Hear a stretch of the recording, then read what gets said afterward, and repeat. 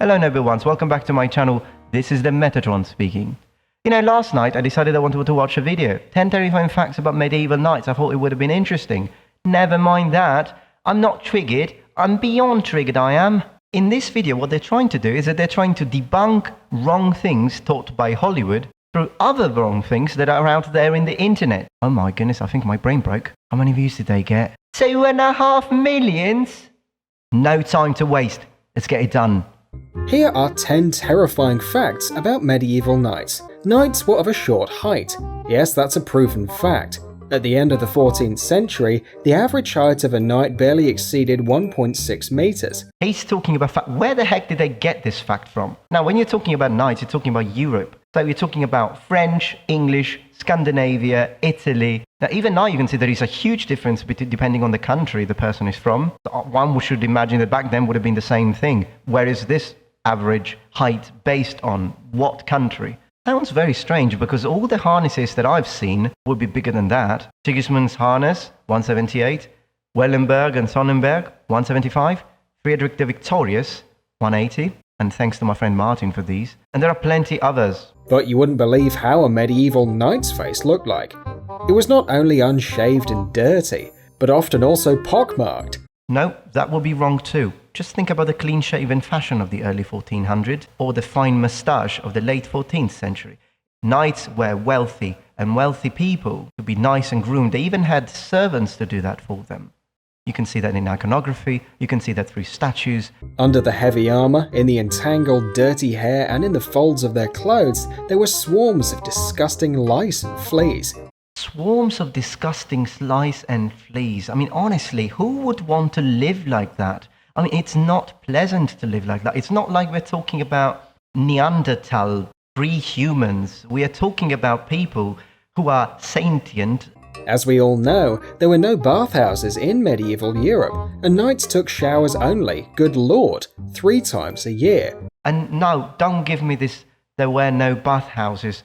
There were rivers and lakes, and I was wrong myself on this one once, and I actually corrected myself. This thing about the knight or the people in the Middle Ages, even peasants, only bathing 3 times a year is wrong. There is actual proof of this into documents that people were going to rivers altogether to wash themselves. And there are sources debating that people actually washed every day, and seems like that it was quite common to bathe once a week. But this concept wouldn't have any historical basis to it, even if we had no proof, just as a matter of deductive logic.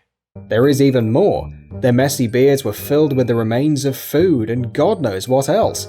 Oh my goodness, their beards were filled with remains of food. Even homeless people don't do that. You've got to be completely drunk and wasted to get yourself to that point, which again, perhaps could have happened a couple of times. Definitely was not the norm. Consider also the fact that back then, no one brushed their teeth. By the age of 25, knights had already a pretty impressive lack of teeth.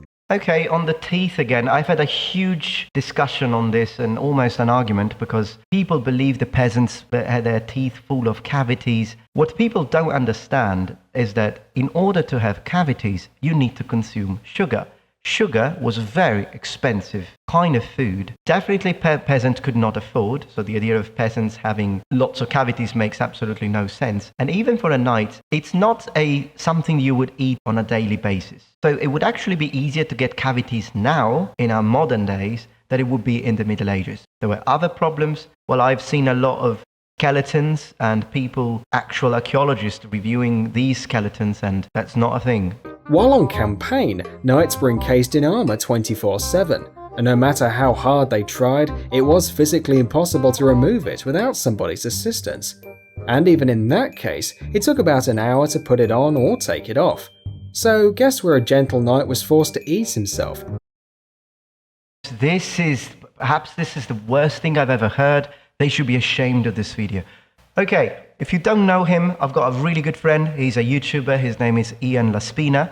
He has got a YouTube channel called Errant. Now, if you want proof that this is completely utter bullshit, check out his channel. He owns a full 14th century suit of armor, full plate armor you would imagine a knight to wear at that time. Now, he's got a video about this, and he shows exactly how long it takes to put it on and remove it. To put it on takes him 9 minutes 25 seconds, and he's not even rushing it. And he only has the help of his wife for certain components, not even for the entire thing.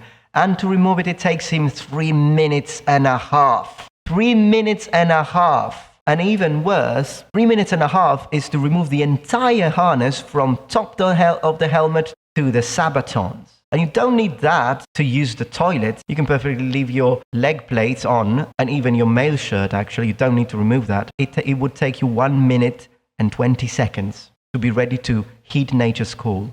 Yes, you could say, what about if you're in the middle of battle fighting with other people? Well, I think in that case, your number one priority is surviving and making sure that the lad in front of you is not going to slit your throat. Going to the toilet, you can wait for that. Okay, so I think I've debunked enough.